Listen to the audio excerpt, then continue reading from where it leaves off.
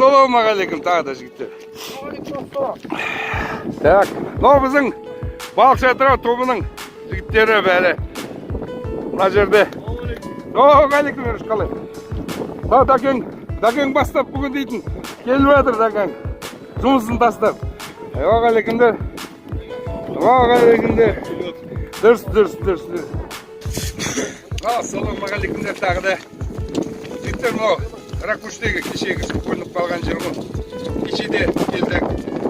Бүгін тағы да мынау байлық құтқару жұмыстарын жүргізіп жатырмыз.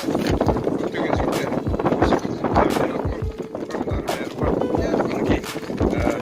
Түген деп жатыр. Жайыққа мына шабақтар бағана каналға жиналып қалған соның жіберілу сәті. Ал жігіттер, іске сәт.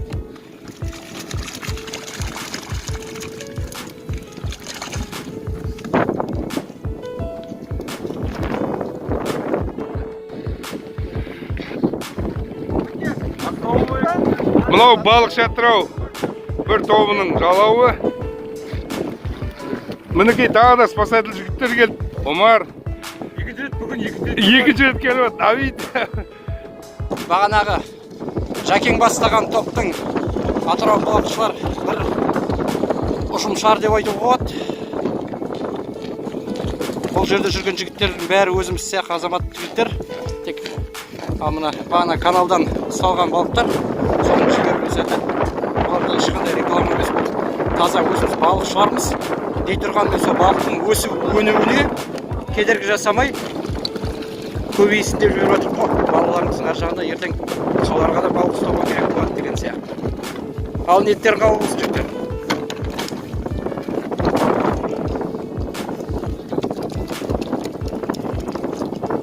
Қаншама балықтан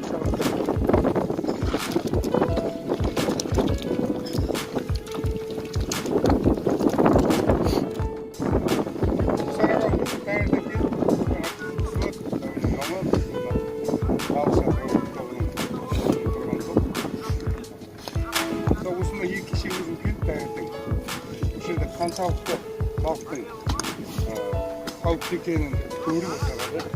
Осы группаның жігіттердің барлығын осында жібердім. Өзім